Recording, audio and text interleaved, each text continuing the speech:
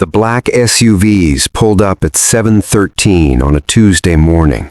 3 of them. Tinted windows so dark they swallowed the light. They idled in front of the cafe like a convoy preparing for something or someone. Men in crisp suits stepped out first, then 2 larger men with the kind of stillness that only comes from years of learning how to be invisible in plain sight. Bodyguards. Jack Thompson was behind the counter, wiping the same spot on the polished wood he'd already wiped twice. His hands moved automatically. His eyes were on the back corner booth, empty. For 12 days now, that booth had been empty. Rex lay at his feet, the German shepherd's head resting on his paws, but his ears were up, pointed toward the door. The dog hadn't moved from that spot since they'd opened. He was waiting, just like Jack. The cafe door swung open, and the morning quiet shattered. Welcome back to Jack and Rex Tales. Jack Thompson wasn't always a man who wiped counters in a small-town cafe. 27 years ago, he'd been something else, a Navy SEAL with a sniper's patience and a team he'd have died for without a second thought. He'd done things in places most Americans couldn't point to on a map, things that saved lives, things that haunted him long after the last chopper lifted off. Now he was 50. His hair had gone gray at the temples. His back ached when the weather turned cold. And every night, around 2 in the morning, he'd jerk awake with his heart hammering, reaching for a rifle that wasn't there. Rex would be there. The German shepherd would lift his head, push his cold nose into Jack's palm, and wait. Not whining, not pacing, just there. A steady, silent presence that said, "I've got you. You're not back there. You're here." Jack would breathe until his hands stopped shaking, then lie back down with his hand resting on Rex's side, feeling the slow rise and fall until the sun came up. That was their life. Simple. Quiet. A small apartment above a garage, a job at a cafe that served the same faces every morning, and a dog who understood things most people never would. The cafe was called Millie's, though Millie herself had passed 3 years ago. Her son kept it running, and Jack had walked in one rainy afternoon looking for work, not because he needed the money, but because he needed somewhere to be, somewhere that wasn't 4 walls and memories. He started washing dishes. Then he started making coffee. Then he started showing up early to unlock the doors, because being useful kept the dark at bay. Rex came with him every shift. The health department had made a fuss once, until Jack quietly explained that Rex was a service dog, a fact backed by papers from the VA. The truth was simpler. Rex went where Jack went, and Jack went where Rex was. They'd been that way since the day Jack walked out of the VA hospital with the dog at his side, a gift from a nonprofit that paired veterans with service animals. The dog had saved his life. Jack knew that. What he didn't know that first morning was that there would be someone else who needed saving too. She appeared on a Thursday. It was October, the air carrying that first bite of cold that said winter was coming. Jack was setting out the chairs when he noticed her in the back corner, not inside, but just outside the window, sitting on the bench against the brick wall. She wore a heavy coat that had seen better decades, and her hands were wrapped around a paper cup that probably held nothing anymore. Jack didn't think about it. He just moved. He poured a coffee, black, 2 sugars, the way most people liked it, and pulled a piece of toast from the rack. He cut it diagonally the way his mother used to, because somehow that made it feel less like charity and more like something you'd give someone you cared about. He walked outside and set the cup and the plate on the bench beside her. "Morning," he said. No smile, no pity, just a simple acknowledgement. She looked up at him with eyes that held something he recognized. Not hunger, not desperation, something older, deeper. The look of someone who had stopped expecting anything from the world and had learned to just sit in the silence. "Thank you," she said. Her voice was soft but steady. Jack nodded and went back inside. That was how it started. Every morning after that, Jack set coffee and toast in the corner booth. He'd cut the toast the same way, place the cup just so, and then go about his work. The woman, she never gave her name, would come in a few minutes later, settle into the booth, and eat in silence. The other customers noticed. A few of them made comments under their breath. The cafe owner, a man named Leo, pulled Jack aside after the third day. "You know we can't have her camping out here, right?" Leo said, not unkindly. "It's bad for business." "She's not camping," Jack said. "She's having breakfast." Leo looked at him for a long moment. Then he shrugged. "Your shift, your call." That was Leo, a decent man who didn't push. But the whispers continued. "She's probably on something. Why doesn't she get a job? Someone should call the shelter." Jack ignored them all. He wasn't trying to make a point. He wasn't trying to be a hero. He just knew what it felt like to be invisible, to sit in a room full of people and feel like you didn't exist. And he knew that sometimes the only thing that kept a person from disappearing entirely was someone who acted like they mattered. Rex seemed to understand too. The German shepherd, who usually kept his distance from strangers, began to approach the woman's booth. Not with suspicion, but with a quiet curiosity. He'd sit a few feet away, his head tilted, watching her with those intelligent brown eyes. One morning, about 2 weeks in, she looked at Rex and smiled. It was the first time Jack had seen her smile. "He's beautiful," she said. "He's something," Jack replied. "What's his name?" "Rex." She nodded slowly, as if the name meant something to her. Then she reached out her hand, palm up, and let Rex sniff. The dog took his time, his nose working, then took a step closer. She didn't rush. She just waited. When Rex finally rested his head on her knee, she let out a breath that sounded like relief. "Animals know," she said quietly. "They know when someone's safe." Jack didn't have an answer to that. He just went back to work. The weeks turned into months. The woman became part of the morning rhythm, the coffee, the toast, the quiet presence in the corner. She started speaking more, not about herself, but about small things, the weather, a bird she'd seen on her walk, the way the light hit the cafe windows in the afternoon. Jack found himself listening, really listening. One day she asked him about his past, not directly, but in the way people do when they're circling something they're afraid to touch. "You were in the service," she said. "It wasn't a question. I can see it in the way you stand, the way you watch the door." Jack tensed. "Was a long time ago." "That doesn't mean it's gone." He looked at her then, really looked. There was no pity in her eyes, just understanding, the same understanding he'd seen in the mirror on nights when he couldn't sleep. "No," he said quietly. "It doesn't." She nodded. "I know something about things that don't go away." They left it at that. But something shifted between them after that conversation, a kind of trust that didn't need words. The day Jack brought his son to the cafe, everything changed. His son's name was Eli. He was 8 years old, with his mother's smile and his father's stubborn chin.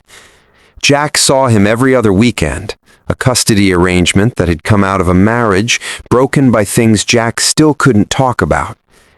Eli was shy around new people, but when he saw the woman in the corner, he tugged on Jack's sleeve. "Who's that, Dad?" "A friend," Jack said.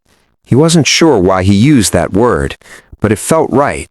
Eli approached her cautiously, the way children do when they're curious but uncertain. The woman looked up from her coffee, and for a moment something flickered in her eyes. Surprise, maybe, or something softer. "Hi," Eli said. "Hello," she replied.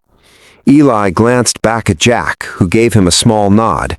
Then he climbed into the booth across from her and started talking about his school, his friends, a spider he'd found in his room. The woman listened, and somewhere in the middle of Eli's story about the spider, she smiled, a real smile, the kind that reached her eyes. Later, she took a napkin and folded it into a small paper bird. She slid it across the table to Eli. "For you," she said. Eli looked at it like she'd handed him gold. "Can you show me how to make one?" She did, and while she taught him, Rex padded over and rested his head on the seat beside her, his tail wagging slowly. Jack stood behind the counter, watching. For a moment, just a moment, they didn't look like strangers. They looked like something close to family. The morning she asked the question, Jack almost didn't hear it. She'd been quieter than usual. The coffee sat untouched. The toast was still on the plate. Rex had pressed himself against her leg, something he only did when he sensed distress. "If you had a chance to start over," she said, her voice barely above a whisper, "would you?" Jack stopped wiping the counter. He thought about his life, the deployments, the missions, the friends he'd buried, the marriage he'd destroyed because he didn't know how to be anything but a soldier, the nights he'd spent wishing he could go back and do things differently. He wanted to say yes, but the truth was something else. "I don't know," he said. "Some days I don't think I deserve to." She looked at him with those knowing eyes. Maybe that's the thing about starting over. It's not about deserving, it's about choosing. He didn't answer. He couldn't. Then, on her last morning, something changed. Jack came in early to set up, and when he put the coffee and toast in the corner, she was already there. She wasn't eating, she was just sitting, her hands folded on the table, her eyes clear in a way he hadn't seen before. Rex walked straight to her and lay down at her feet, resting his chin on her shoe. He wouldn't move, not to the kitchen when Jack called, not even when a delivery truck backfired outside, a sound that usually made him alert. Rex stayed pressed against her, as if he knew something Jack didn't. The woman reached down and stroked his ears. "You've given me something I thought I'd never have again," she said quietly. Jack wasn't sure if she was talking to him or to Rex. Maybe both. "What's that?" he asked. She looked up, and for the first time he saw tears in her eyes, but she was smiling. "Someone who saw me, really saw me." She stood up slowly, touched his hand for just a second, and walked out. Rex tried to follow her, but Jack called him back. The dog whined, staring at the door long after she was gone. That was the last time they saw her. The next morning, the booth was empty. Jack set the coffee and toast anyway, thinking she was just late. But noon came, and then closing time, and the cup was still full, the toast untouched. The next morning, the same. And the next. Jack asked around. No one had seen her. Leo said maybe she'd moved on, found shelter somewhere else, but Jack knew better. She wasn't the type to leave without saying goodbye. Rex knew too. Every morning, the dog would walk to the corner booth, sniff the air, and then sit, staring at the door, waiting. Jack started setting the coffee and toast out of habit. He couldn't stop. It felt like giving up if he did. 12 days passed. The black SUVs arrived on the 13th morning. Jack was behind the counter when the first man in a suit walked in. He was followed by two others, and then the bodyguards, broad-shouldered men who scanned the room like they were clearing a building. Every customer went silent. "Jack Thompson?" the lead man asked. Jack set down the coffee pot. Rex was on his feet, alert but not aggressive, waiting for a command. "That's me." The man stepped forward and placed a business card on the counter. "My name is Arthur Crane. I'm with the law firm of Hart, Sterling and Associates. We need to speak with you about Amelia Rose Hart." The name meant nothing to Jack. "I don't know anyone by that name." Mr. Crane pulled out a photograph. Jack stared at it. It was her, but not the woman he knew. In the photo, she wore a silk blouse and a string of pearls. Her hair was styled. Her posture was straight, commanding. She looked like someone who owned boardrooms, not someone who sat in a café corner drinking coffee from a chipped mug. "Amelia Rose Hart," Mr. Crane said quietly, was the founder and CEO of Hart Industries. She was worth approximately $400 million. Jack felt the floor tilt. She was homeless. She was grieving, Mr. Crane said. 3 years ago, her husband and only son died in a private plane crash. She never recovered. She walked away from everything, her company, her homes, her name. She wanted to disappear. She told her staff she was going on an indefinite leave. None of us knew where she'd gone. He paused, looking at the corner booth. For 2 years, she lived on the streets of this town. She refused contact with anyone from her former life. And in all that time, he said, turning back to Jack, you were the only person who treated her like a human being. Jack's throat tightened. Rex pressed against his leg. She passed away 8 days ago, Mr. Crane continued. Her health had been failing for months. She didn't tell anyone. But before she died, she wrote a letter, and she made a legal arrangement. He placed a sealed envelope on the counter. She left you everything, Mr. Thompson. Her estate, her assets, $400 million. The letter was short. Jack read it in the back room with Rex beside him, the café closed, the world outside reduced to the soft hum of the refrigerator. Dear Jack, you didn't save me with strength. You saved me with kindness. I spent 2 years invisible. People looked through me, stepped around me. Some threw money at me so they wouldn't have to look. But you looked. Every single morning you looked at me like I was someone. You brought me coffee and toast, and you cut it the way my mother used to. You never asked for anything. You never judged. You just saw me. Rex saw me too. Animals know when a soul is hurting. He let me rest my hand on his head, and for a few minutes each day, I wasn't alone.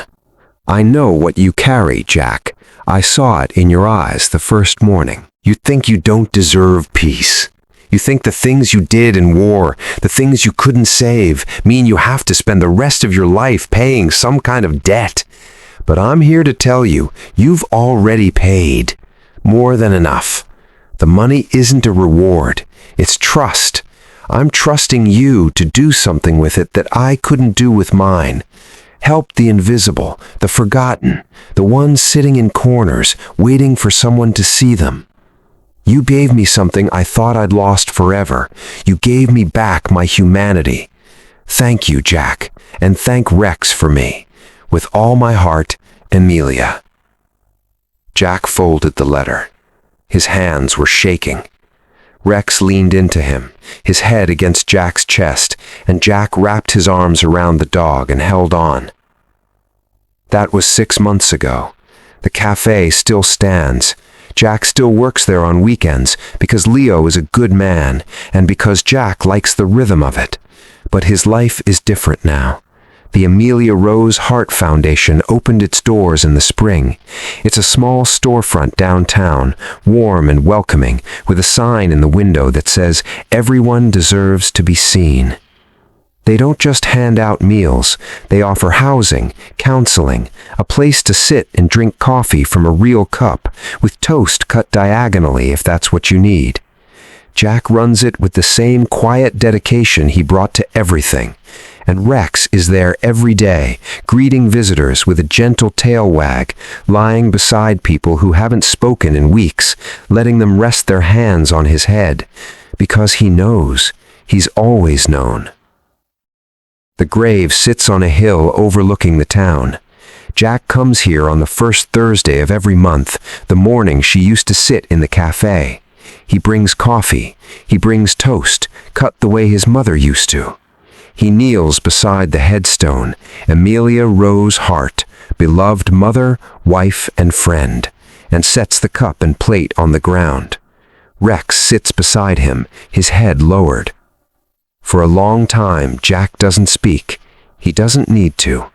The silence is enough. But this morning, he clears his throat. You asked me once if I'd start over if I could, he says quietly. I didn't have an answer then. I do now. He looks at Rex. The dog lifts his head, ears perked, waiting. I'd say yes, Jack says, because starting over isn't about forgetting, it's about choosing. You taught me that. He reaches out and touches the cold stone. I see you, Emilia. I always did. Rex lets out a soft whine, then rests his head on Jack's knee. And for the first time in years, Jack Thompson doesn't feel like a soldier carrying the weight of the world. He feels human again. He didn't see a homeless woman. He saw a human being. This story teaches that true courage isn't always about grand gestures. It's often found in the quiet choice to see someone who's been forgotten. It reminds us that kindness doesn't require wealth, status, or strength. It only requires showing up. For older viewers, especially those who understand the weight of invisible struggles, whether from military service, loss, or loneliness, this story affirms that healing comes through connection. It highlights the profound bond between humans and service animals, the importance of mental health awareness, and the truth that every person, no matter how broken, deserves to be seen with dignity. If you believe that loyalty and kindness still matter, if you believe that even the smallest act of seeing someone can change a life, then subscribe to Jack and Rex Tales. Every story here is a reminder of what true bravery looks like. Not medals, not glory, just the courage to show up when someone needs you most.